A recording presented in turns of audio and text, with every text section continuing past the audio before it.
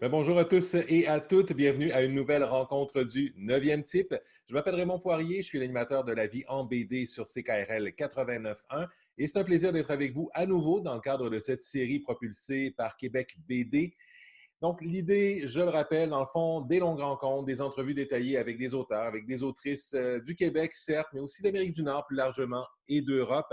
Alors, des longues entrevues dans lesquelles on va en détail dans le parcours des auteurs, dans leur démarche, dans leur travail. Alors, c'est ce qu'on vous propose dans le cadre de ces rencontres du 9e type. Donc, pas vraiment d'extraterrestres là-dedans, mais bon, il y a 9, alors on parle de bande dessinée. Vous l'aurez bien deviné. Donc, pour cette semaine, on vous amène, on vous invite dans l'univers de la populaire série Les Nombris. Donc, déjà, plusieurs tomes de la série principale. Déjà également une série hors série, si on peut dire, donc les vacheries des Nombris qui sont ajoutées il y a déjà quelques temps. Alors, on avait envie de faire un peu l'histoire et de jaser autour, justement, des Nombris en compagnie de leur autrice, aux côtés de Marc de La Fontaine, donc Maryse Dubuc, qui sera avec nous aujourd'hui. Alors ben voilà, donc Maryse Dubuc est avec nous. Bonjour. Bonjour Raymond. Alors en direct de Bruxelles d'ailleurs, donc l'après-midi de ton côté, le matin pour moi, deux temporalités qui se retrouvent, deux types de confinement et déconfinement aussi dans la période actuelle. Euh, Maryse, évidemment, on va parler des nombris, mais je me disais, en fait, à quel moment commencer? Et ben, pourquoi pas commencer par le début? Il faut dire que quand tu étais plus jeune, tu n'étais pas destiné naturellement vers la bande dessinée, c'était le roman qui t'attirait. À 7-9 ans, c'était la comtesse de Ségur là, qui était ta grosse auteure, là, si on peut dire. Oui, c'était moi je basculais parce que j'étais en pleine campagne, pas accès à beaucoup de livres. Donc, je lisais ce qu'il y avait à la maison. C'était Comtesse de Ségur, puis Les oiseaux se cachent pour mourir, que j'aimais beaucoup parce que c'était vraiment il y avait beaucoup de pages. Donc, c'est un livre que j'ai lu et relu avec beaucoup de plaisir, en fait, quand même. C'est une histoire assez riche. Donc, tu as commencé quand même à un bon niveau de lecture. Là. Ah oui, oui, non, c'est ça. Moi, j'ai vraiment toujours été passionnée de lecture. J'avais supplié ma mère de m'apprendre à lire puis à écrire avant d'aller à l'école parce que je trouvais que c'était vraiment trop long là, de devoir attendre d'avoir 4 ou 5 ans avant d'accéder à cet univers-là. Ça me paraissait vraiment une trop longue attente. Et donc, ce qui fait que l'amour de la BD, lui, est arrivé plus tardivement. C'est autour de 17 ans là, que tu as commencé vraiment à plonger. Euh, et c'est un peu par les ouvrages de l'association, par la BD à l'époque était alternative que tu as vraiment plongé dans cet univers-là aussi. Ouais, c'est ça. Je dirais que j'ai été un peu élevée avec la vision que la bande dessinée, c'était pour les garçons ou les gens qui aiment pas beaucoup la lecture. Et donc, ça me correspondait pas beaucoup. C'est ça, j'avais pas un intérêt particulier vers la bande dessinée. Et oui, effectivement, je dirais que même encore maintenant, c'est pas tant la bande dessinée classique qui me parle le plus, mais la bande dessinée plus, c'est ça, à partir du courant, là, plutôt roman graphique, là, le renouveau de la nouvelle vague qui est tellement plus nouvelle maintenant, mais qui à l'époque on appelait la nouvelle vague. C'est par des auteurs comme Trondheim, par exemple, Sfar, que je me suis introduite vraiment à dire ah ben là j'y trouve mon compte dans la bande dessinée. Ça va plus dans mon range qui m'intéresse. Et donc, à un moment donné, on creuse, puis on se rend compte que ça devient un bon vecteur, qu'on a envie de raconter des histoires et que la bande dessinée est un bon vecteur pour porter ces histoires-là. Dans un contexte où tu développais aussi à l'époque le roman, je veux dire, avant de lancer Les Nombris, il y a eu La fille parfaite, donc un premier roman, avant le passage à temps plein vers la bande dessinée. Là. Oui, c'est ça. Tu sais, pour moi, c'était plus naturel d'aller vers le roman. Et aussi, tu sais, en début de carrière, tout ce que tu veux, c'est trouver un moyen de t'exprimer. Tu cherches à t'exprimer, tu cherches à être publié, tu veux pouvoir communiquer avec un lecteur. Donc, tu tâtonnes, tu essaies un peu ici ou là.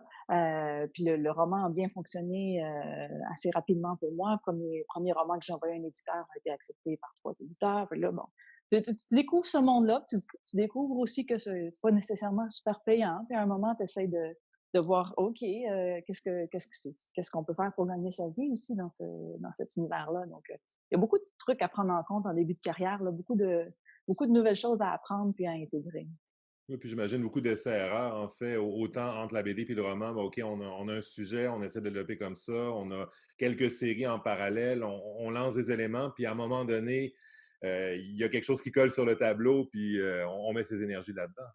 C'est ça, puis on le sait pas avant d'y être, on le sait pas avant de l'essayer, de l'expérimenter. Puis l'autre truc qui est très, très, majeur aussi qu'on néglige souvent de parler, c'est que en tant qu'auteur, tu as à découvrir ta façon de travailler aussi. Puis là aussi, il y a une somme assez considérable d'erreurs, de mois de travail avant de se rendre compte qu'on n'aime pas. Comme par exemple, dans le roman, à un moment, je me suis dit, ouais, mais il y a plein d'auteurs qui font un plan, puis après, ils suivent leur plan, ils écrivent le roman comme c'est dans leur plan. J'ai essayé ça, je me suis plantée. C'était vraiment pas pour moi. Donc, c'est ça, tu y vas, tu essaies, tu découvres, puis c'est de trouver son plaisir aussi parce que tu peux pas communiquer du plaisir au lecteur si tu pas du plaisir toi-même. Donc, c'est de trouver à quelque part, c'est où tu te sens excité dans ton travail. Oui, puis dans le contexte où, en fait, en plus, avec les projets BD, avec les projets visuels, ben là, tu es en duo avec Delaf, avec Marc de la Fontaine. Donc, non seulement il faut que tu trouves ta méthode à toi de travailler, mais il faut que vous trouviez ensemble aussi votre approche, votre méthode, parce que pendant que toi, tu commences côté scénario autant que côté écriture, ben, lui débute aussi ou a débuté côté dessin, côté visuel, côté scénario aussi, j'imagine. Ouais, c'est ça. Ça aussi, c'est énormément de discussions. C'est aussi c'est ça, de se mettre un peu au diapason parce que il y a des gens qui vont travailler, c'est sûr que moi et Marc comme on était en couple, c'était différent aussi, mais il y a des gens qui vont travailler en duo et ils vont faire chacun leur part du boulot. Quand c'est fini, tu la passes à l'autre, l'autre exécute et il n'y a pas beaucoup d'interaction. Nous, on a toujours travaillé avec une interaction quasi comme si on était une seule personne. Puis ce que ça veut dire aussi, quand tu es une seule personne, quand tu travailles pour toi-même, dès qu'il y a quelque chose qui ne fait pas l'affaire, tu t'autocritiques, tu critiques tout, en fait. Et ça, de le faire avec une autre personne, c'est aussi un défi. Donc, il y a effectivement il y a beaucoup d'apprentissage à faire dans cette direction-là. Puis j'imagine une dynamique de confort à trouver parce que les critiques que tu te fais parfois toi-même, je veux dire, sont un peu plus raides que celles que tu vas faire aux autres. Donc, Exact, c'est ça. Puis des fois, dans le feu de l'action, à un moment donné, tu t'enthousiasmes, l'autre donne une idée, elle te parle pas nécessairement, tu rebondis puis tu repars. Puis c'est vrai que ça peut être un peu, ouais, il faut ménager un peu les susceptibilités. Puis ça fait partie de la job, ça fait partie du travail. et j'imagine que même avec le recul aujourd'hui, là, si tu te retrouvais dans une situation où tu dirais, ben justement, j'ai une autre relation avec un autre dessinateur, une relation peut-être un peu plus classique, moins, je dirais pas fusionnelle, mais très proxime, ben ça serait une autre façon de se jeter dans le vide parce que, dans le fond, il y a une dynamique qui est à reconstruire dans laquelle finalement tu n'es pas habitué côté création BD, par exemple.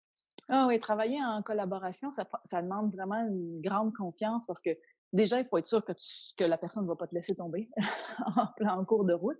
Parce que c'est des mois ou dans certains cas des années d'investissement dans un projet. Puis après ça, il faut voir si c'est possible de s'accorder. Donc, oui, ça demande beaucoup, beaucoup de confiance de s'investir avec quelqu'un d'autre.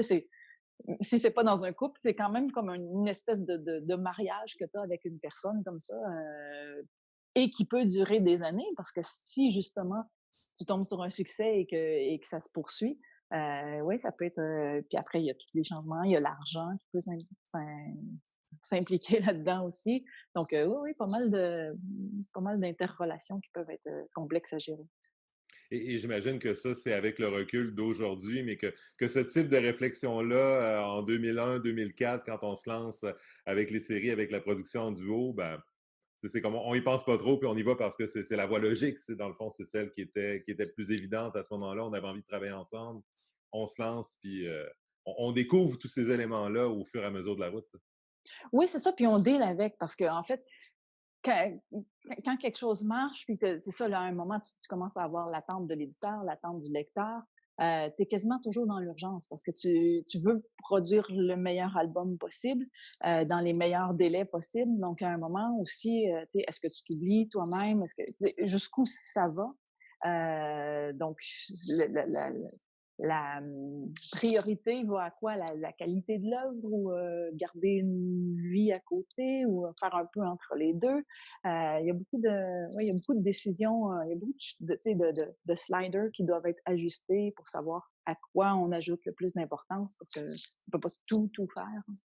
Oui, puis être capable de les faire évoluer avec le temps aussi, un peu comme avec la production des Nombris, où à un moment donné, c'était un album par année essentiellement. Ben ça s'est espacé. Bon, les vacheries qui sont arrivées un peu entre les deux depuis deux tomes. Donc, Ouais. tranquillement, on joue aussi, on se donne le luxe aussi de jouer avec cet agenda-là, peut-être parce que ben, on en a envie, on en a besoin. Ouais, c'est ça, le besoin de respirer un petit peu. Puis aussi, l'histoire qui s'est tellement complexifiée au fil du temps dans le cas des nombris, à un moment donné, ça prenait de plus en plus de temps de planifier l'histoire avant de pouvoir commencer à produire l'album. Donc, c'est un peu tout ça qui a fait qu'à un moment, il a fallu se dire, bon, ben, c'est super. Puis aussi, c'est sûr qu'en début, tu as, un succès qui commence, tu te dis, waouh, on a une chance incroyable, il faut foncer là-dedans, il faut faire une place à notre série. Tant que ta série n'a pas quoi, tant que ta série n'a pas 3 albums, ça veut pas vraiment dire que c'est une série encore. Tu sais. Donc, tu veux ton troisième, ton quatrième, tu veux qu'il soit sur le marché le plus rapidement possible. Donc, c'est ça. Ça a été quand même un bon sprint. Là. Oui, puis surtout dans votre contexte, en fait, où tu dis justement c'est troisième, quatrième album, et j'ai l'impression que c'est au quatrième, justement, où on dit, ben OK, là, on va commencer à réinventer. Là, certains personnages, Karine, entre autres, on va commencer à y donner une colonne qu'elle n'avait pas nécessairement avant. Donc, que c'est peut-être au quatrième que c'est, disons, amplifié puis imposé cette dynamique-là d'évolution puis de complexification dont des ingrédients avaient été placés quand même un peu avant, mais je trouve ça drôle que tu amènes un peu vers le quatrième tome en disant, ben, OK, c'est là qu'on a une série. C'est peut-être un peu là que, OK, là, on les développe autrement, dans le fond, au-delà de la Ouais, série à gang. puis dans notre cas, on dirait que tout est arrivé en même temps en tome 4 parce que on avait aussi plus de pression sur le tome 4. Il y avait une sortie qui était prévue en primeur au Québec. Donc ça veut dire que l'éditeur devait retenir les albums de sortir en Europe pour les sortir en premier au Québec. Il y avait toute une série de panneaux de publicité qui avaient été réservés dans le métro de Paris pour la semaine de la sortie. Il y avait comme plein de trucs qui nous obligeaient à livrer pour un certain jour, très précisément. Avec la publication hebdomadaire dans Spirou c'est ça, qui est hebdomadaire, ça, tous les 7 jours, hein, ça revient assez souvent. Donc, c'est ça, il y avait quand même pas mal de pression sur le 4. Puis en plus, on était un peu en train, effectivement, de comme changer notre façon de travailler, d'essayer de prévoir nos affaires un peu plus à l'avance pour embarquer dans un récit encore plus construit, plutôt qu'être une improvisation contrôlée comme peut-être les 3 premiers albums, de devenir dans un récit beaucoup plus développé, beaucoup plus avec encore plus de richesse, si on veut, au tome 4. Et puis tu restes encore coincé dans le 44, 6, 8 pages avec 3 personnages principaux qui ajoutent aussi au casse-tête. Donc, oui, le tome 4, ça a été quelque chose quand même. C'est assez mémorable pour nous. Je pense pour Marc comme pour moi, là, dans notre histoire en tant que créateur, là, ça a été, ouais, c'était un moment, on l'a senti passer. Oui, parce qu'en même temps, tu mentionnes l'autopublication, donc c'est publié aux 7 jours, aux 7 jours, aux semaines. Ouais. D'un côté, dans le fond, on se fait un plan de match qu'on exécute, mais j'imagine aussi qu'à un moment donné, dans une dynamique d'autopublication, s'il y a quelque chose qui marche moins que ce qu'il avait anticipé, exemple, un prof d'éduc qui est peut-être casté un peu vieux, ben, Mm. oups, on arrive, il faut changer la fin, mais finalement, on n'a pas nécessairement le temps pour la préparer autant qu'on l'aurait pu dans un contexte de création normale où on dit, bon, OK, on efface, on recommence la moitié, puis on C'est reprend. ça. Là c'est publié. C'est ça. Oh non, non, c'était vraiment, je pense qu'on a tout fait avec ce tome 4-là, vraiment. Tu sais, jusqu'à aller à devoir. Normalement, avec Spirou, on communique juste par mail, même si ça prend 24 heures avant d'avoir une réponse avec le décalage, pas de problème. Mais là, non, non, non, là, c'était vraiment prendre le téléphone, appeler à la rédac et leur dire est-ce que le magazine est imprimé? Parce que la page que vous publiez cette semaine, il y a un Y dans l'histoire. Là. Il y a vraiment, on prend une direction dans l'histoire. Puis là, on se met dans un pétrin pas possible. Il faut que vous reteniez cette publication-là. Donc, ils ont enlevé la page du magazine. Ils n'ont même pas eu le temps de changer au sommaire. Donc, il existe un magazine de Spirou où il y a les nombris au sommaire, page, je ne sais pas, la peut-être 33e page de l'album, quelque chose comme ça. Et il n'y a pas la page des nombris. Donc, on voit qu'il y a eu un changement d'extrême dernière minute. Et c'est ça, tout ça étant dû au fait qu'on avait planifié pour aller vers une fin qui nous excitait beaucoup, mais qui au final était un peu trop dramatique pour le ton des nombris. Pourtant, on s'est permis des trucs très, très dramatiques et là et par la suite encore aussi. Mais c'était peut-être un peu tôt dans la série pour aller dans quelque chose d'aussi dramatique. Donc, il a fallu ajuster à la dernière minute. Puis ça a aussi ajouté au fait que le tome 4 est aussi important dans l'évolution de la série parce que l'évolution qu'on a avec les personnages, par exemple, de Karine, principalement de Karine dans le tome 4, était prévue pour venir arriver plutôt au tome peut-être 7 ou 8. Donc, on l'a rapatrié pour organiser nos histoires, quelqu'un vraiment qui voudrait analyser notre façon de travailler, il prendrait les magazines de Spirou pour lire les versions A des gags qui ont été publiés et les comparer avec la version finale qui est dans l'album. Et puis, à ce moment-là, on peut voir un peu de quelle façon un auteur peut tweaker un même détail pour lui faire dire une chose ou son inverse. Avec le même gag, on a dit deux choses absolument opposées dans le magazine de Spirou et dans l'album, en réécrivant les dialogues à peu près sans refaire aucun dessin sur la même page. Donc, je pense que les lecteurs qui lisaient dans Spirou, comme il y a un petit phénomène de la mémoire est une faculté qui oublie, donc même s'il y a quelques petites inconsistances dans le récit, ça passe. Ça n'aurait pas pu passer en album, par contre. Donc, il fallait vraiment faire la modification. Mais il y a des comparaisons assez amusantes à faire entre les deux versions. Oui, parce qu'effectivement, ça devient une opportunité de voir en fait, c'est un peu, je dirais pas la première version, mais peut-être la troisième, quatrième version qui se rend dans Spirou.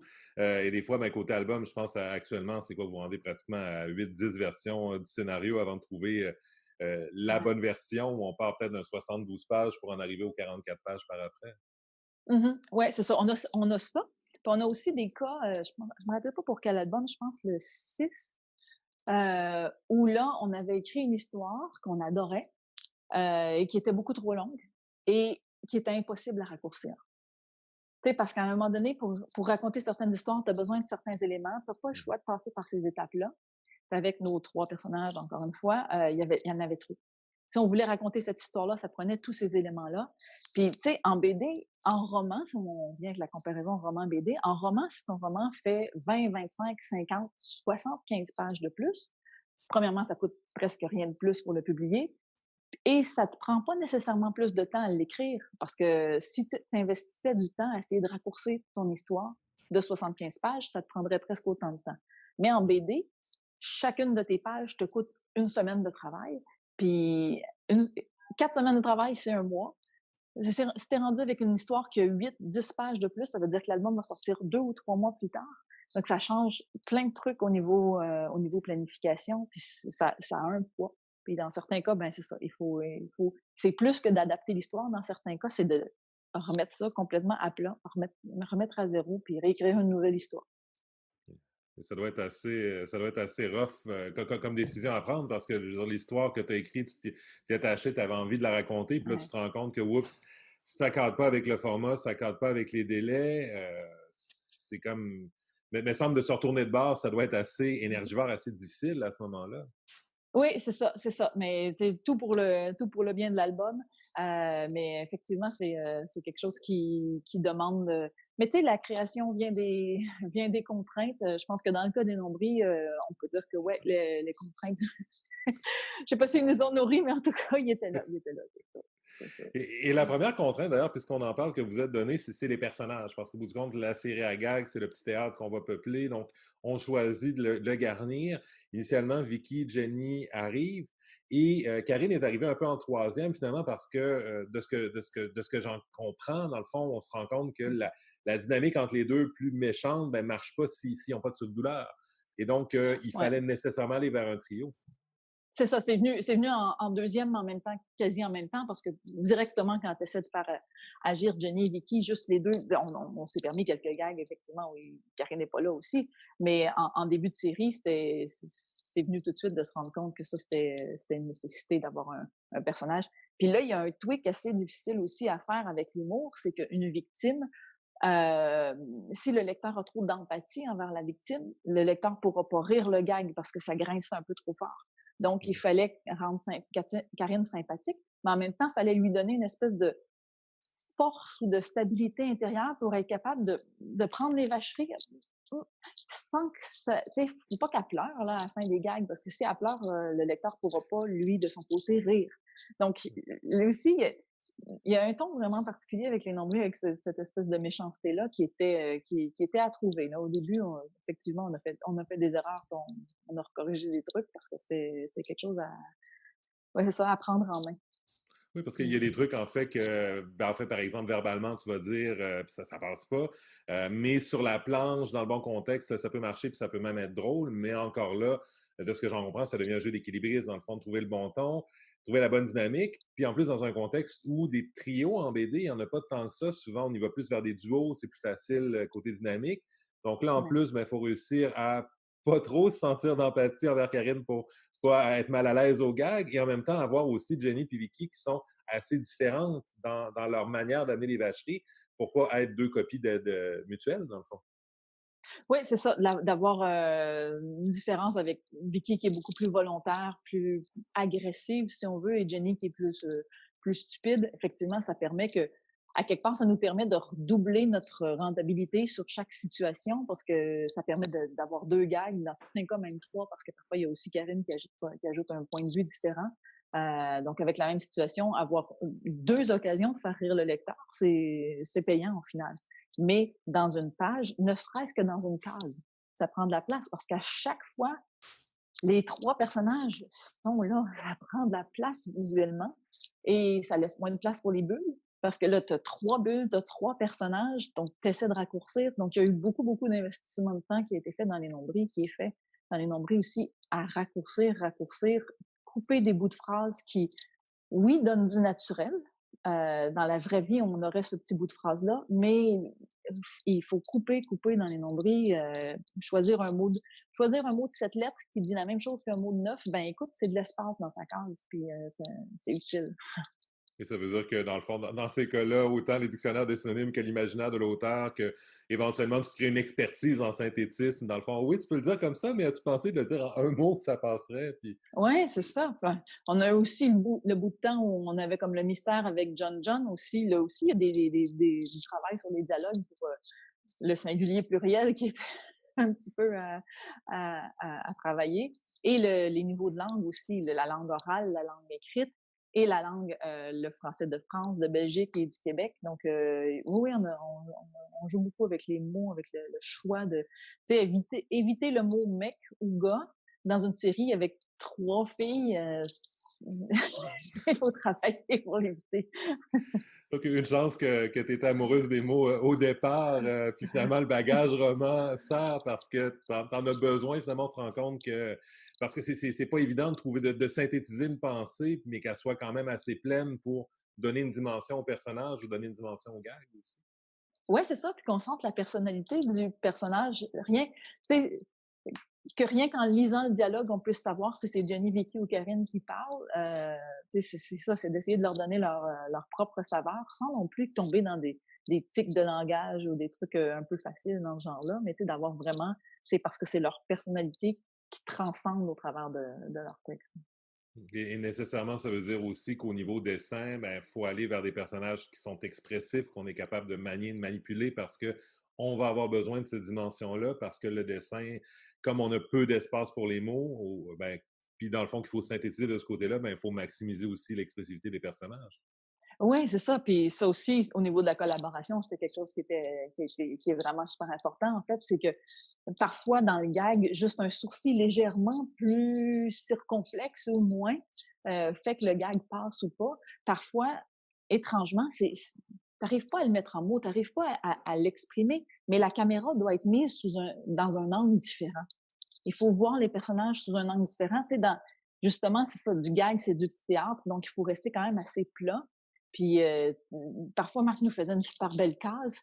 Puis là, après, on se relisait, on dit, mais pourquoi le gag ne passe pas? Ah, la case, c'est un peu trop belle. Tu sais, parce que c'est une tentation. Hein, tu fais du dessin, tu fais de la BD, tu as envie de mettre le bel angle de vue où on voit des trucs un peu plus éblouissants.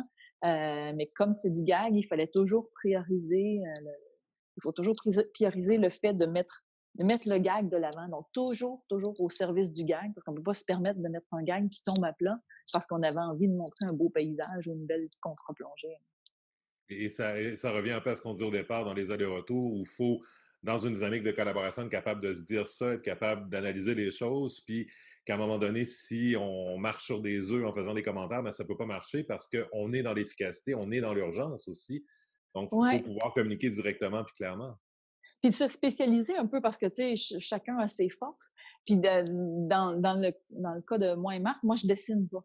Donc, à quelque part, parfois, mon œil de non-dessinatrice pouvait être utile parce que on dirait la vision est légèrement différente, une espèce de peut-être confusion visuelle qu'il peut y avoir qui est très évidente pour un dessinateur. Ben non, c'est l'autre plan, c'est pas le même truc. Mais pour un non-dessinateur, ben oui, mais le pot de fleurs qui est derrière la tête du personnage, on dirait qu'elle l'a sur la tête. Ah, ben oui, c'est vrai, d'avoir un peu des visions différentes comme ça. Donc, ça donne une autre perspective. Puis dans mon cas, ça me permettait de me mettre dans la peau du lecteur, qui, généralement, le lecteur de bande dessinée n'est pas lui-même dessinateur, même s'il y en a beaucoup, mais donc, une autre façon de voir les choses, puis une relecture aussi extérieure. Donc, oui, c'est beaucoup d'aller-retour.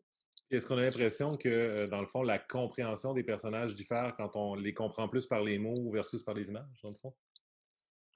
La compréhension, je pense que c'est l'adéquation entre les 2 aussi. C'est vraiment Ouais. d'avoir, tu sais, dans certains cas, c'est tellement le mot qui prend le dessus, on dirait qu'on passe sur les personnages, on fait juste décoder les expressions, puis parfois les mots doivent laisser la place au personnage, au visuel, parce que là, c'est l'expression du personnage qui va déclencher le rire.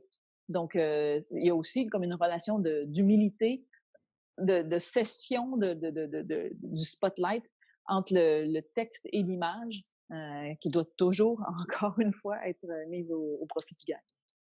Et dans tout ça, ben, on parlait de casting aussi dans cette parenthèse-là. Et entre autres, quand Karine est arrivée, j'imagine qu'on s'est rendu compte que ben, il fallait pas la mettre sur le même pied physique que Jenny Vicky, donc il fallait qu'elle soit différente. Et donc, Mm. éventuellement, la décision a été prise de l'allonger, si on peut dire, d'aller vers une grande échalote, un peu sans colonne, dans le fond, pour illustrer un peu physiquement le fait qu'elle peut se faire taper dessus par les deux autres, si on peut dire, psychologiquement. Mais Ouais. ça a été, il me semble que c'était pas fréquent non plus comme typecasting, ce type de grande fille-là, si on se reporte en 2004. Là. Ouais, c'est ça, parce que tu sais, si on décrit Karine physiquement sans la montrer, elle est grande, elle est mince, elle est blonde. Hmm, ça a pas l'air, c'est pas la description qu'on entend le plus souvent d'une moche. Donc, ouais, effectivement, c'est surtout au niveau du fait qu'elle n'ait pas de courbe, qu'elle n'ait pas de féminité. Puis tu sais, on a un peu poussé là-dessus au début aussi avec son coach qui la surnomme Tiga. Tu sais, de voir qu'elle passe un peu pour tu sais, son garçon manqué. Tu sais, puis c'est tellement propre au sujet de la série aussi, de la féminité. Est-ce que ça doit être mis de l'avant? Est-ce que c'est l'hypersexualisation, la sexualisation? Tous ces thèmes-là, ça se rapproche aussi de beaucoup du thème. Je pense qu'il y a beaucoup de choses qu'on a fait de façon inconsciente. Il y a d'autres choses qu'on a fait de façon tout à fait consciente, mais tout ça s'est mélangé. Mais parce que, tu sais, on baignait quand même bien dans le thème à partir du début. Puis ensuite, bon, ben, le thème s'est beaucoup élargi aussi. Mais Et au puis, départ, c'est ça. parce qu'au départ, en fait, donc, faut dire aussi dans le contexte social, ben, je parle d'hypersexualisation, c'était pas mal à l'avant-plan. Bon, il y avait Britney Mm. Spears, les chandails Beden arrivaient, donc là, on est autour de 2001 quand l'idée initiale, dans le fond, des nombris arrive. Et on va se baigner un peu de cet univers-là. On va se baigner aussi, j'imagine, de notre expérience de l'école secondaire. Mhm. Et ensuite, ben, tranquillement, une fois que le théâtre est placé, bon, qu'est-ce qu'on peut faire avec ce trio-là? Et la série à gag, c'était pas imposé, il me semble, de façon spontanée. En fait, au départ, même l'idée était peut-être un peu de les amener dans une logique de roman. Oui, c'est ça, oui, oui, parce que moi, j'étais vraiment dans l'écriture de romans à ce moment-là. Tu sais, ça faisait peut-être trois, quatre romans que je publiais. J'étais vraiment dans cette dynamique-là. Je cherchais des idées. C'était Marc qui faisait les couvertures. Donc, tu sais, on cherchait vraiment dans cette direction-là. Puis à un moment, ben oui, c'est ça, il y avait une ouverture vers Sartavire.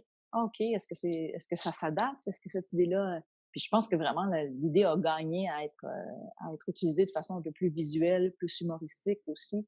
Que ça aurait pu être très bien en roman aussi, là, mais tu sais, je pense qu'il y a des idées qui peuvent passer d'un médium à l'autre avec une certaine adaptation. Puis il y en a d'autres qui sont pas faites pour ça, mais dans le cas des nombrils, ben, je pense que le changement a été pour le mieux. Et donc là, ça devient une série à gag, c'est dans Safari. Éventuellement, on le propose aux éditions Dupuis. Et si on se reporte dans le contexte du Spirou de l'époque, c'était pas un humour caustique comme celui qu'il y a dans Les Nombris, un humour un peu plus trash à certains égards, tu sais, dans le fond pour l'époque encore là. Euh, c'était pas fréquent dans le magazine, donc j'imagine on soumet ça. D'un côté, on se dit, ben, qu'est-ce qu'ils vont nous demander d'enlever? Pour finalement se rendre compte que, ben, eux, au contraire, c'est tellement différent de tout ce qu'ils ont reçu qu'ils nous appellent en dedans de 48 heures, puis go. Oui, c'est ça. Oui, effectivement. C'est exactement ce qui est arrivé. C'était la surprise totale. On était prêts à tellement de concessions pour pouvoir être dans le magazine de Spirou, puis finalement de se dire non, non, c'est exactement, allez-y. Totalement inattendu. Donc, ça doit être une bonne validation de dire, ben, dans le fond, OK, on a trouvé quelque chose qui marche, on a trouvé quelque chose qui a un potentiel. Est-ce que c'est un peu la table dans le dos après ça fait rire? Donc, une espèce de pré-consécration où on dit, OK, il y a des gens qui croient au projet, et là, ça vous incite, ça vous met un peu sur la voie rapide pour le développer, dans le fond? Oui, oui, c'est sûr, ça nous a mis sur la voie rapide, certain, parce que là, à un moment donné où tu passes d'un mensuel à un hebdomadaire, tu quadruples ta production. Ça veut dire mettre de côté tous tes autres projets, penser que à ça, parce que quelqu'un qui sait faire de la bande dessinée, produire une page par semaine, ça reste raisonnable, dépendamment de ce que tu fais, mais quelqu'un qui commence en bande dessinée comme on commençait avec Marc, je veux dire, on avait une certaine expérience de création et un peu de bande dessinée, mais de tout à coup devoir livrer une page à Spirou à chaque semaine, c'était pas de dire on a signé pour un album puis il nous demande de le créer au rythme d'une page par semaine. C'est non, non, il les publie les pages. Donc, les nuits blanches qu'il faut pour pouvoir livrer à temps, on les a faites. Oui, oui, la voie rapide, certainement. Puis au niveau de l'apprentissage, au niveau de la production, oui, on a découvert ce que c'était que de travailler des 80, 90, 100 heures par semaine. Parce que dans le fond, en plus, ça peut paraître, en fait, je veux dire, tu sais, on lit, on trouve ça drôle, mais de faire justement que nous, on lit ça puis on trouve ça drôle, c'est une mécanique qui n'est pas évidente. Dans le fond, on a un nombre limité d'espace, il faut que ça punch à la fin. Et en même temps, ben, d'autant plus dans les premières publications où là, il faut séduire le public, il faut s'approprier les personnages, il faut s'approprier la méthode de travail. C'est comme tu disais, en fait, je pense que quand tu me dis que c'est intense, je te crois à 100%. C'est ça. Puis il faut pas que ça paraisse que c'est difficile en humour. C'est ça. Moi la comparaison que je fais souvent, c'est le patineur de vitesse versus le patineur ou la patineuse de patinage artistique. Tu les mets côte à côte, ils vont à un bout de la patinoire, il faut qu'ils se rendent à l'autre bout. Le patineur de vitesse, tu vas voir dans son visage l'effort et tout. Et le patineur artistique va faire la même chose, peut-être à peu près à la même vitesse parce qu'il doit prendre la puissance aussi pour pouvoir faire son saut, mais il va faire tout ça avec le sourire et en ayant l'air qu'il n'y a aucun effort. Ben, faire de l'humour, c'est un peu la même chose en bande dessinée, c'est qu'il faut que ça paraisse sans effort. Tu sais, c'est comme quand tu écoutes un humoriste, il faut qu'il ait l'air de dire son sketch pour la première fois, alors que c'est peut-être sa centième fois dans les 3 derniers mois qu'il répète le même sketch. Mais il faut que ça ait l'air spontané, naturel, puis en humour, en bande dessinée, c'est la même chose. Il faut que ça ait l'air d'être sorti de notre tête de façon spontanée, alors que c'est ça, on a réécrit le dialogue 5 fois parce que 5 fois, c'est même pas beaucoup, pour qu'il ait l'air aussi naturel. Donc, ouais, mais c'est une belle discipline, c'est une discipline. Et j'imagine que dans ce contexte-là, dans le fond, c'est qu'au départ, donc, on est un peu en dérapage contrôlé. Ouais. Donc, en improvisation contrôlée aussi, je Pas pense que c'est un toujours terme qui revient. contrôlé, mais On va se donner l'illusion. Et éventuellement, dans le fond, j'imagine qu'il y a une zone de confort qui s'atteint et dans la vie normale, ben, on s'approprie les personnages de petit théâtre, puis on peut rouler ça pendant un certain temps. Et on parle beaucoup, quand on jase des nombris, de l'aspect évolutif de la série. Et avec la sortie des vacheries des nombris, on dit ben, on revient à la structure de la série à gag, etc., etc. Mais finalement, quand on regarde de manière factuelle, votre zone de confort où vous avez approprié les personnages puis gardé un peu d'esprit série à gag, il n'a pas duré très longtemps. Finalement, non. les nombris ont toujours été en évolution. Puis finalement, votre zone de confort, vous l'avez jamais vraiment adopté, vous n'êtes jamais installé là-dedans, vous l'avez constamment repoussé aussi. Pratiquement dès le tome 3, on commence à intégrer des histoires. Tome 4, on fait évoluer le personnage principal. À un moment donné, on fait un polar. À un moment donné, on fait des séries à gag, mais avec histoire complète. Éventuellement, ça tombe des histoires complètes. C'est Ouais. constamment en évolution. Vous n'êtes jamais assis dans cette zone de confort-là. Ben, j'ai l'impression, on en discutait avec notre éditeur, le moment où vraiment le choix s'est fait, c'est quand on a décidé de révéler ce qu'il y avait sous le casque de John John. À partir de ce moment-là, ça veut dire que tu fais une croix sur le running gag infini. des séries à gag. Puis tu t'embarques dans un processus d'évolution parce que de montrer ce qu'il y a sous le casque du mystérieux moteur casqué, ça veut dire qu'après, il va falloir passer à autre chose. C'est de dire que la victime, l'éternelle victime, sera peut-être plus une victime, ben là aussi, je veux dire, il y a plein. Je veux dire, la rumeur a vraiment circulé sur Internet, puis il y a des gens qui disaient comme si c'était un fait que la série était finie après le tome 4. Mais, je veux dire, ils ont pris ça nulle part, là, à part dans l'histoire en tant que telle. Je veux dire, il n'y a absolument rien qui disait ça. Donc, ça veut dire que ça allait à l'opposé de certaines préconceptions qu'on a sur la fiction, où on se dit, si un personnage a été d'une certaine façon pendant 3, 4 tomes et qu'il change, ça veut dire que c'est fini. Parce qu'on l'a jamais dit, puis la rumeur s'est lancée quand même. Donc, il y a quelque chose à quoi les lecteurs s'attendent, puis dans les tomes 3, 4, ça a été différent de ce qui était prévu, là. Puis j'imagine qu'en fait, c'est un beau risque aussi que vous prenez comme auteur, toi et Delaf, dans la mesure où ben, on ne sait pas si cette nouvelle dynamique va marcher. La Karine avec plus de colonnes dans la dynamique avec Vicky et Jenny, est-ce que ça va pouvoir marcher autant que la dynamique des 3 premiers tomes? Si on fait évoluer éventuellement puis qu'on ajoute un peu de densification, si on peut dire, aux deux personnages qui sont ben, aux deux personnages les plus vilaines, si on peut dire, donc Vicky et Jenny, qu'on explique, contextualise, est-ce que ça va changer la dynamique? Est-ce que l'empathie qu'on va éprouver envers une ou l'autre va changer le regard qu'on a sur les gags? Donc, c'est aussi un risque parce que vous aviez une formule qui marchait. De changer un ingrédient peut changer l'équilibre. Parce qu'on le dit, c'est pas Ouais. un équilibre facile à atteindre, là. Je pense que c'est un risque, à quelque part, clairement, c'est un risque, mais c'est un risque peut-être plus moderne, à quelque part. Je pense que d'un autre côté, si on avait pris le non-risque de ne pas évoluer, ben dans notre cas, c'était un risque, parce que le risque de se répéter, je pense que c'est au niveau de l'enthousiasme que ça aurait joué. Euh, Peut-être qu'on aurait pu tenir le coup à dire faire une série qui tourne toujours sur les mêmes gags, mais je sais pas, ça nous ressemblait moins, puis ça ressemble moins à, je sais pas, peut-être à l'époque actuelle, puis à nos influences aussi, qui, surtout dans ces années-là, je dirais, venaient beaucoup de, c'était l'explosion des grandes séries télé, Sex and the City et des trucs comme ça qui marchaient à fond. Puis je pense que c'est un peu ça aussi, ce plaisir-là de voir d'accompagner des personnages dans leur évolution qui fait partie de, tu sais, parce que t'as besoin de fuel, t'as besoin de gaz pour pouvoir te nourrir en tant que lecteur. Puis l'évolution d'un personnage, ben c'est ça, c'est que tu te renouvelles, tu te retrouves dans une nouvelle dynamique.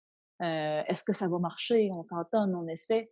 Ben c'est de l'énergie, c'est de l'effort, mais c'est rentable au niveau de la motivation puis de l'excitation que ça te donne à créer. Oui, de dire en fait, mettons, j'ai mon personnage qui normalement agit comme ça, ben maintenant, si je le fais agir de manière opposée, qu'est-ce que ça change dans l'équilibre? Donc, dans un tome, ben, Karine devient plus populaire que les deux autres. Là, oups, on change l'équilibre. Quelles conséquences, quel effet domino ça peut entraîner? Et là, j'imagine que créativement, dans le fond, on peut s'installer puis imaginer une panoplie de scénarios. Je veux dire, juste avec cette dynamique-là, déjà, il y a peut-être 3 albums qu'on pourrait exploiter. Donc, on va chercher le meilleur, on garde ça, un album, 2 albums. Après ça, on change encore un autre ingrédient, on fait le même exercice. C'est ça. Puis pas tout changer en même temps parce que ce qu'on trouvait aussi important, c'est que les changements soient toujours justifiés, qu'on comprenne la psychologie derrière les personnages. C'est comme l'orientation sexuelle de Vicky qui se découvre au fil des albums. On aurait pu le révéler plus tôt. En relisant les albums, c'est facile de voir qu'on avait placé nos indices parce que nous, on savait qu'on s'en allait dans cette direction-là, mais on n'a pas trouvé, on n'avait pas l'espace. On n'avait pas l'espace de le faire correctement pour que ça, au niveau émotif, ça puisse vraiment être bien ressenti, bien, de façon naturelle aussi. Parce que on traite beaucoup de thèmes dans les nombris, puis on a l'espoir de faire en sorte que ça se sente jamais trop non plus. Tu sais, que ça fasse pas ah bon, ben maintenant, ça y est, ils ont décidé qu'ils allaient nous en passer un sur l'homosexualité. Bon, ça y est, cette fois-ci, ils voulaient absolument. Non, tu sais, je veux on veut que ça fasse vraiment, tu suis les personnages, c'est comme, tu suis leur histoire, puis les thèmes, tu y repenses juste après en disant, ah ben oui, ça y est, ils ont traité de ce thème-là, mais faut pas le réaliser pendant, sinon tu passes dans le truc moralisateur ou un truc qui a l'air un peu quasi créé pour, pour les écoles ou un truc comme ça. Donc, tu sais que ça reste naturel, que ça reste senti. Puis parfois, on a juste besoin d'une petite phrase, c'est ça, d'un petit sourire, d'un petit échange de regard entre les personnages. Si tu n'as pas la place pour le mettre, ben c'est ça. Ouais, Il faut puis, donner dans le fond, de voir un peu quelles histoires, quels contextes peuvent mener à ces éléments-là. Si on parle de l'homosexualité de Vicky, ben, éventuellement, dans le fond, Karine prend confiance, ça change un peu la dynamique, donc nécessairement, dans le jeu de domino, ça amène un questionnement chez les deux autres, parce qu'ils se Mhm. définissaient par, donc, et là, tranquillement, ça se place naturellement, et on arrive avec un album dont le thème est un peu les questions d'identité, dans le fond, qui on est, qu'est-ce qu'on veut, les passages, les moments charnières, mais on est arrivé logiquement avec un petit détour par le polar juste avant, mais c'est parce qu'il fallait raconter l'histoire de Karine pour mettre en position après ça les deux autres dans ces questionnements-là. Mhm. Puis il y a aussi le fait que, tu sais, comme c'est une série d'humour, ben là, Karine, de la faire changer, c'était une chose, mais notre principal ressort dramatique, bon, il y a Vicky, clairement, mais tu sais, Jenny, souvent, c'était notre roue de secours. Là, quand il y a une situation qui était comme dramatique, on avait besoin d'avoir un petit contrepoint humoristique. Quand ça ne pouvait pas passer ni par Karine ni par Vicky, il y a toujours, avec Jenny, il y avait toujours moyen de faire en sorte qu'elle ne comprenne pas un truc. Et là, tu te dis, si Jenny, même Jenny évolue, est-ce qu'après, on est encore capable de faire du gag? Donc, c'est pour ça peut-être une des raisons pourquoi on a gardé Jenny pour la fin. Tu sais, Karine, c'est naturel de la faire évoluer. C'est le personnage c'était le plus évident qu'elle avait une profondeur. Puis après ça, ben Vicky, elle avait vraiment des gros, des gros trucs intérieurs à accepter, puis ensuite de passer à Jenny. Mais tu sais, c'est ça, c'est que l'un influence l'autre, comme vous mentionnez au niveau des dominos, mais c'est aussi souvent au niveau des thèmes. On veut que, oui, ils s'influencent, mais aussi ils s'entrecroisent. Puis comme ces trois personnages, dans bien des cas, on essayait de faire en sorte que deux personnages aient un peu une destinée qui allait ensemble, soit au niveau de... C'est un événement qui influence les deux ou les trois destinées, ou de relier au niveau du thème, ou de toujours trouver une manière de les relier, parce que trois, c'est trop dans une histoire. Trois, c'est trop, il faut ramener à un ou deux. Donc, il y avait toujours ça aussi qui entrait en ligne de compte, de se dire, bon, ben, si on réfléchit sur ce thème-là pour un personnage, il faut que sur les deux autres aussi, il y ait comme un effet miroir. Il y a un effet miroir, mais qu'en même temps, l'équilibre soit respecté. Ou si un album est très, très Karine, ben, les deux autres vont plus être en support. Éventuellement, on va leur donner peut-être un peu plus de place pour qu'eux aussi puissent évoluer en réponse à ce qui s'est passé. Mais comme tu dis, toujours dans une marge d'équilibre. Puis j'imagine dans une Ouais. marge de planification, on dit, ben, OK, là, on vient de faire deux albums autour un peu de ça. Il faudrait aller un peu ailleurs, même si on a envie de raconter tel truc, ben, on laisse passer, puis on a toujours deux, trois Mhm. albums à l'avance. Oui, c'est ça. Tu sais, je pense qu'à un moment donné, tu as une perspective de série aussi. En début de série, tu as peu d'albums derrière toi. Donc là, c'était vraiment de dire, bon, écoute, là, ça fait 3 gags de suite que c'est plus Vicky. Il faut mettre un peu de Jenny, il faut mettre un peu de Karine. Là, c'était comme dans l'album qu'on cherchait un équilibre entre les personnages. Puis après, à partir du tome 4, ben là, tout à coup, ça s'est dit, bon, mais on peut faire un cycle, pas un cycle, mais on peut faire comme un détour plus sur un personnage. Dans cet album-là, il y aura plus de Karine. Puis après ça, on passera par les autres. La perspective s'élargit parce que tu as plus d'albums, tu as plus de recul sur ce que tu fais. Et puis éventuellement, ton univers aussi évolue, tu as un petit peu plus de personnages secondaires, tu as un petit peu plus de... Donc aussi, ça s'amplifie de ce côté-là. Tu sais, subitement, quand on rajoute la vie de famille, parce que les parents n'étaient pas très présents au départ, éventuellement, ils apparaissent un peu pour expliquer, pour contextualiser, mais ça nous fait aussi des univers de plus dans lesquels on peut insérer à la fois de l'évolution, mais à la fois des gags aussi, parce que on se rappelle que, nonobstant peut-être le dernier, mais ça reste une planche à un gag aussi, dans bien des cas. Donc, il rajoute Mm-hmm. aussi d'ailleurs au jeu d'équilibriste. On raconte une histoire, on fait voler le personnage, mais il faut faire un gag aussi. Ouais.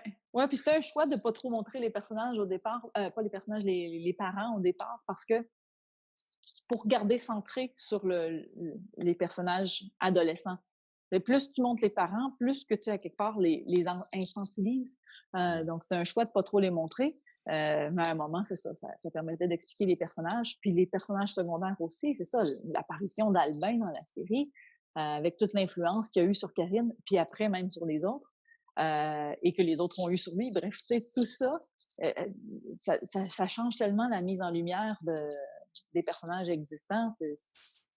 C'est hallucinant ce que ça peut à quoi ça peut servir dans une série d'amener un nouveau personnage, surtout si c'est un caractère aussi fort que Meghan aussi. Meghan, dès l'apparition de Meghan dans la série, elle nous a tout de suite été demandée en dédicace.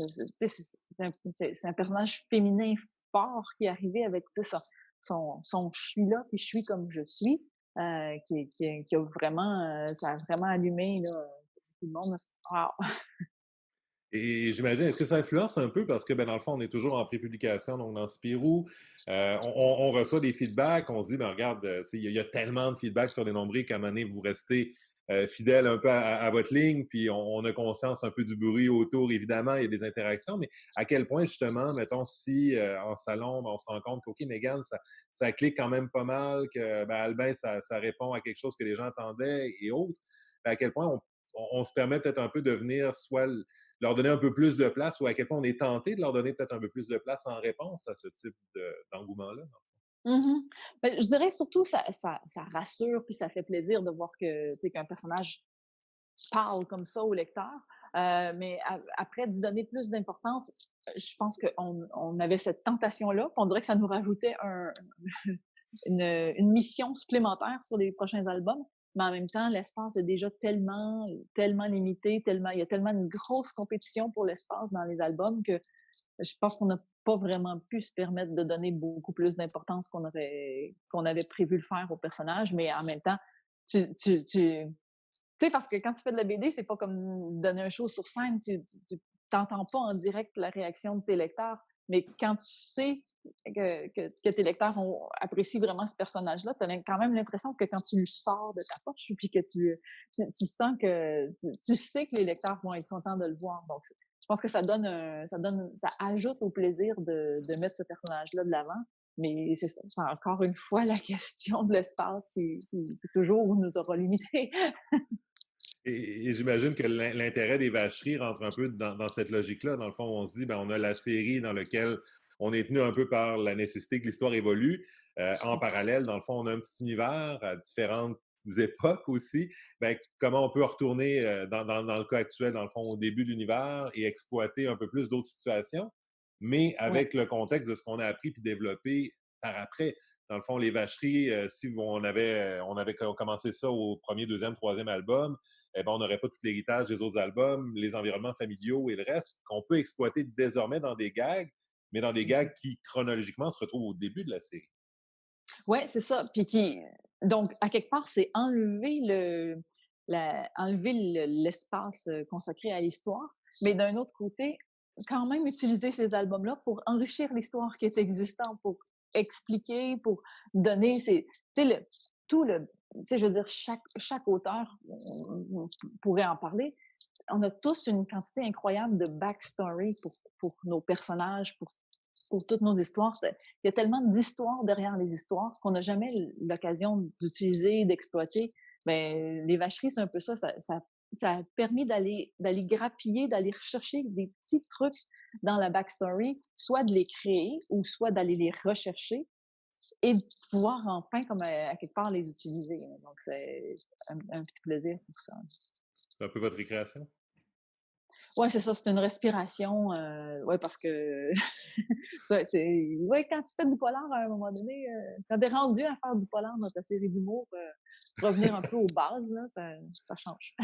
Ça change, puis ça devient un rythme un peu, parce que, bon, on parlait un peu du rythme de création qui est intense. Le fait d'avoir intégré ça dans l'interstice, d'espacer un peu les albums forme longue, ça vous permet un peu de respirer, ça facilite un peu la dynamique Ouais. de création? Ben, dans notre cas, c'est surtout que c'est Marc qui s'occupait davantage des vacheries, mais c'est aussi dans ton rythme de travail, de comment ton travail s'intègre à ta vie. Quand tu fais une histoire longue, tu te plonges dans ton histoire, puis on dirait que tu n'as pas de répit tant que c'est pas terminé. Tu sais, au moins, à quelque part, avoir au moins le découpage, tu sais, où ce que tu sais que ton histoire est bonne, elle rentre dans ton nombre de pages, tu es capable de la raconter, tout est sous contrôle. Après, il reste la job de bras, comme Marc appelle, de faire vraiment le dessin, la couleur, de réaliser le final. Alors que dans du gag, quand tu es vraiment plus dans du gag séparé, ben là, tu pourrais toujours faire cette page, aller en voyage. aller en vacances, revenir, faire 12 pages, repartir. Tu peux le faire. Tu peux faire juste une page puis refaire d'autres choses. Ça s'intègre mieux à une vie qui bouge un petit peu plus. Alors que l'album long, ben c'est plus, tu t'immerges dedans, puis ça t'envahit l'esprit jusqu'à ce que ce soit réglé à quelque part. Autant au niveau scénario, de retrouver le bon scénario, la bonne histoire, d'être rendu au moment où tu dis, OK, là, on est prêt à ancrer, l'équilibre est là, ça marche, ça fonctionne. On passe à l'étape de production, entre guillemets, là, même s'il y a toujours de la création jusqu'au bout, on s'entend dans les choix des couleurs et le reste, mais le moment Ouais. où l'histoire est un peu plus assise. Là. C'est ça, c'est ça. C'est des dynamiques différentes. Je pense que c'est surtout à ce niveau-là où ça rééquilibrait un petit peu d'alterner nombril et vacherie. Et surtout dans le contexte où, en fait, d'une entrevue à l'autre, on le dit toujours, dans le fond, les nombris, éventuellement, ça va se terminer, que ce soit 10, 12 albums. Il y a une fin qui s'en vient.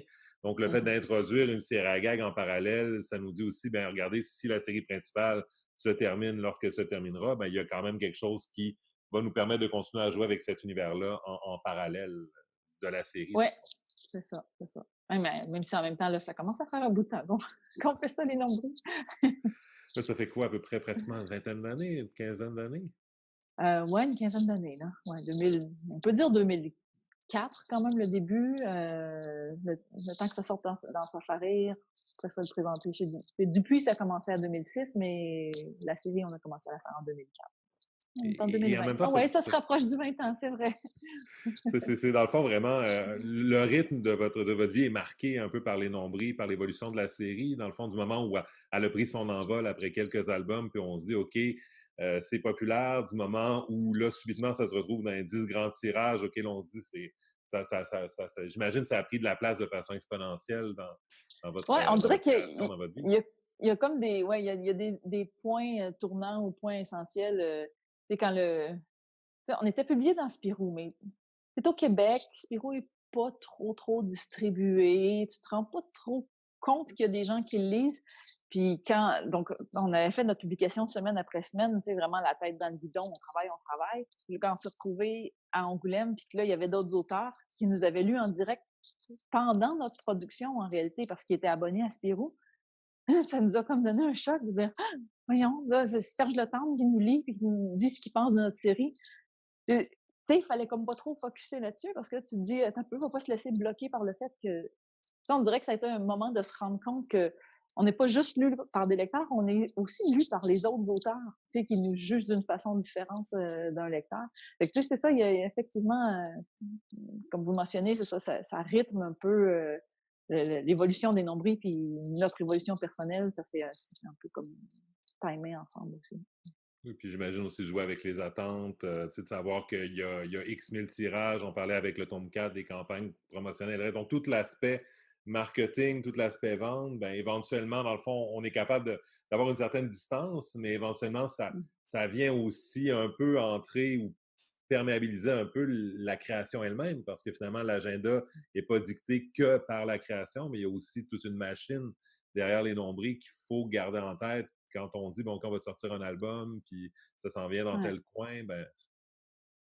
Mais tu sais, je pense que chaque étape d'une carrière a ses défis puis ses facilités.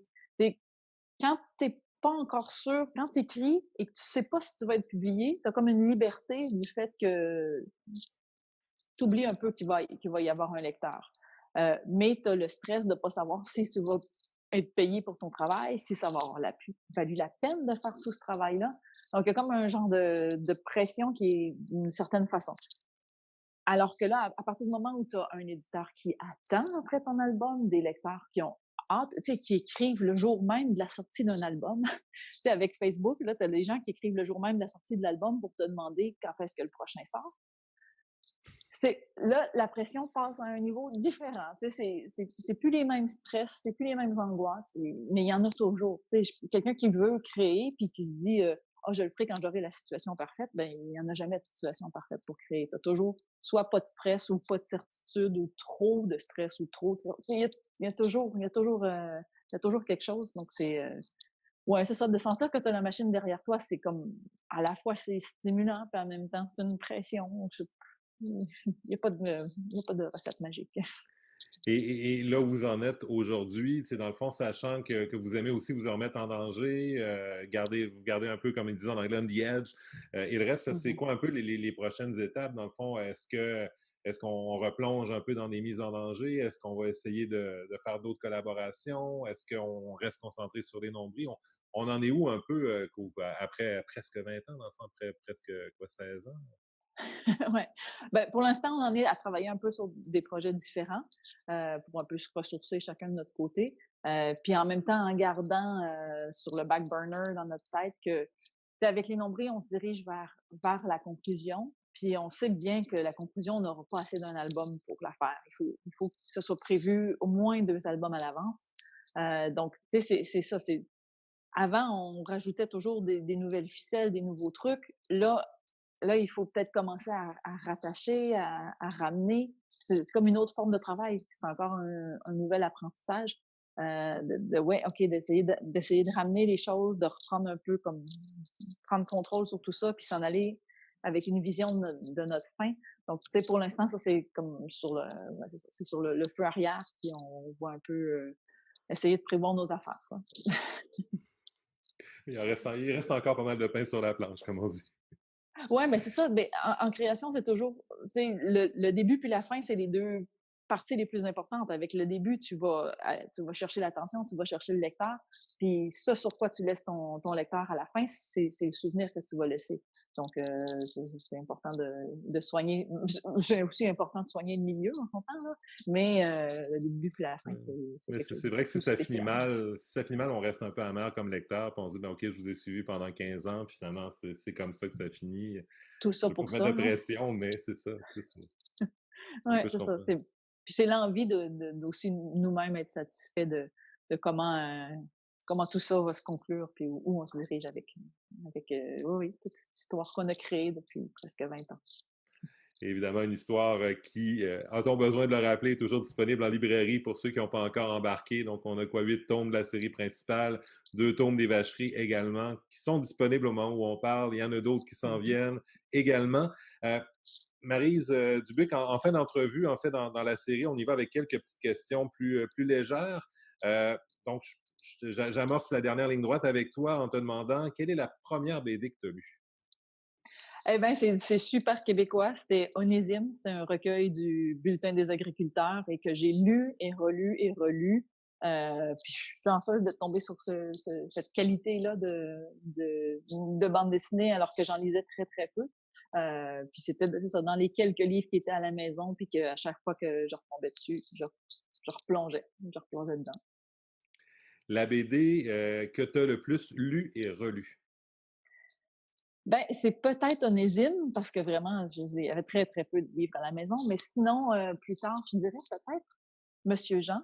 Euh, Parce que Monsieur Jean, relire les Monsieur Jean, je sais pas, c'est toujours un plaisir. C'est comme retrouver un vieil ami, un vieil ami qui est un peu, tu sais, je sais pas, qui montre un peu sa vulnérabilité, tu sais, qui a peut-être une vision un peu différente de la vie, puis qui l'assume. Je sais pas, c'est ouais, une BD agréable à relire.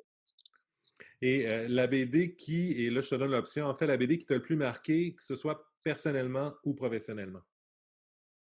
Euh, hmm, euh, les Lapinot je dirais plutôt dans les premiers, là. Pas les Lapinot de genre, là, les Lapinot, parce que ça, au niveau du dialogue, c'est tellement un plaisir. Mm. La dernière BD que tu as lue? Ah, la dernière BD que j'ai lue, je pense que c'est Mort et déterré de Jocelyn Boisvert et Pascal Colpron, qui sont maintenant dans Spirou. Et enfin, hors de la bande dessinée, un livre qui t'a marqué. Qu'est-ce que tu veux dire par hors de la bande dessinée? Donc, pas une BD. N'importe quoi Ah, sauf une OK. BD. Ah oui. Euh, OK, n'importe quoi sauf une BD. Dans ce cas-là, je dirais euh, In Praise of the Unlived Lives. C'est par un psychologue british. C'est quoi en français? Ça veut dire en faveur des vies non vécues. Donc, vraiment un essai sur à quel point on est déterminé et défini par toutes les vies qu'on a rêvé de vivre et qui sont pas la nôtre, qui nous définiraient peut-être même davantage que celles qu'on vit réellement et qui est, elle, pleine de compromis de la réalité. Donc, ça, je l'ai lu et relu et j'ai un livre quasi, j'ai surligné quasiment tout dans le livre. C'est vraiment quelque chose de Il est vraiment rendu jaune. intéressant. Oui, oui, c'est ça. Eh bien, Maryse Dubuc, merci beaucoup pour cette rencontre, pour ce temps passé avec nous. Ben, c'était un plaisir. Merci beaucoup, Raymond.